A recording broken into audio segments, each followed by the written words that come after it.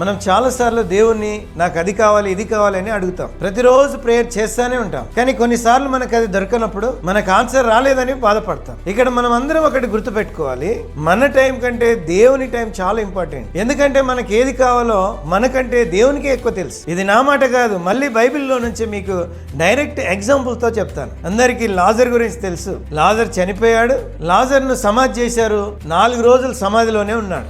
లాజర్ కుటుంబం అంతా ఇక చనిపోయింది, మా తమ్ముడు రాడని అనుకున్నారు. కానీ ఫైనల్ గా ఏమైంది, యేసయ్య వచ్చాడు, లాజర్ ని బ్రతికించాడు. అలానే మీరు దేవుణ్ణి ఇప్పుడు ఏదైతే మీరు అడుగుతా ఉన్నారో అది లేట్ అయినా అస్సలు వరి అవ్వద్దు. ఎందుకంటే దేవునికి అది సరైన సమయం కాకపోవచ్చు. అండ్ బైబిల్ చాలా క్లియర్ గా చెప్తుంది, హబక్కూకు 2:3 ఇలా ఉంటది, ఆ దర్శన విషయం నిర్ణయ కాలమున జరుగును, ఆలస్యమైనట్లు అనిపించిన వేచి ఉండుము, అది తప్పక జరుగును, జాగు చేయక వచ్చును. సో ఏదైతే ఈ రోజు నువ్వు ప్రార్థన చేస్తున్నావో దేవుడు నీ ప్రార్థన విన్నాడు. అండ్ నువ్వు ఏదైతే అడుగుతున్నావో అది నిజంగా కరెక్ట్ అయితే 100% దేవుడు నీకు ఇస్తాడు. ఈ వీడియో చూస్తున్న ప్రతి ఒక్కరికి నేను ఒకటే చెప్తున్నాను, దేవుని ప్రణాళిక మన అందరి ఊహ కంటే చాలా గొప్పది. మన సమయం తప్పొచ్చేమో కానీ ఆయన సమయం ఎప్పుడు తప్పదు. మీ అందరి కోసం నా వంతు వీడియో చేస్తూనే ఉంటాను.